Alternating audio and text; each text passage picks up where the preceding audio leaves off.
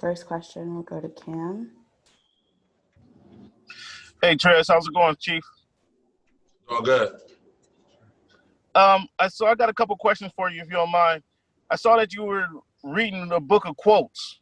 Would you mind sharing what was your favorite quote out of that book? Probably just the one I quoted. Just about your decision choices. That you basically let the outcome of the decisions you make in life really are. Everything you do is really don't have a choice. But some people in some instances don't have a choice and they got to go about it and just make it, happen the way that they make it happen. All right. Next question will go to Miriam. Oh.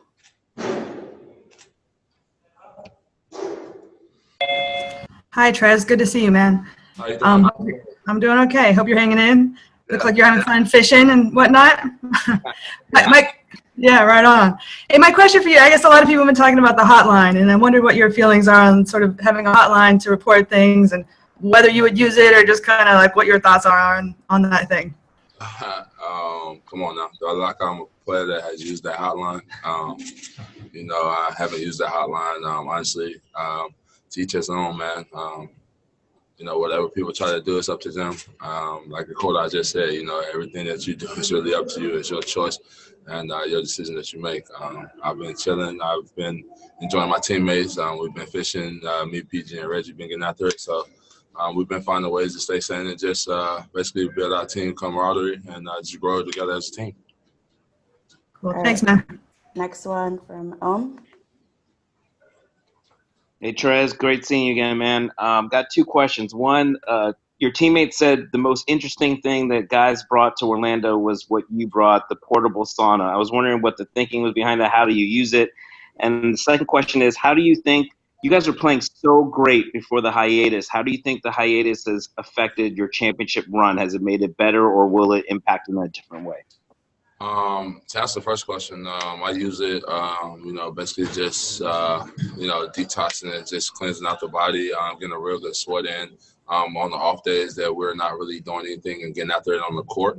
I also have the training mask that kind of boosts your elevation and, breathing capacity, kind of makes it like you're playing in Denver a lot. So I kind of use that with my sauna. It goes hand in hand, man, just kind of putting my body through different conditions that it's kind of not normally used to, and just trying to overcome them and just being able to withstand them. And as far as the second question, honestly, I think it basically improved our chances.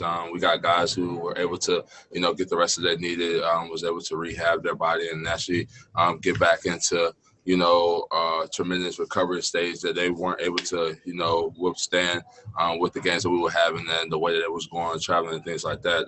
But we're having this time off. I think guys are, 100% healthy and guys are ready to just get back after it and just, eager to get going, really. All right, next we're going to go to Andrew. Trez, also good to see you. Thanks for doing this. Obviously your rhythm with Blue has been talked about so often.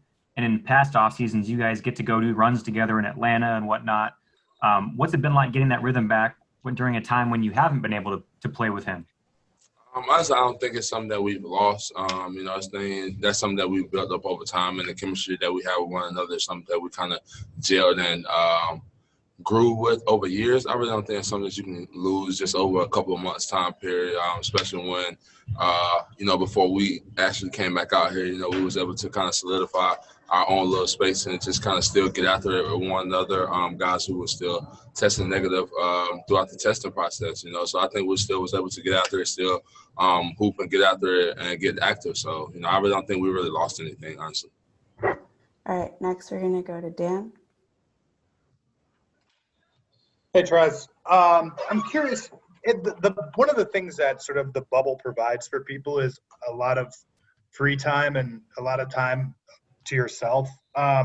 What do you hope to get out of that time? Is there anything? We've seen some guys are making music, other guys are making movies, documentaries. What are you trying to do with that time? Me, myself, I'm going to just continuously to work on my brand and, my clothing line. I've had a lot of free time with this whole, thing that's happening in the world and crisis that we have to really adjust to.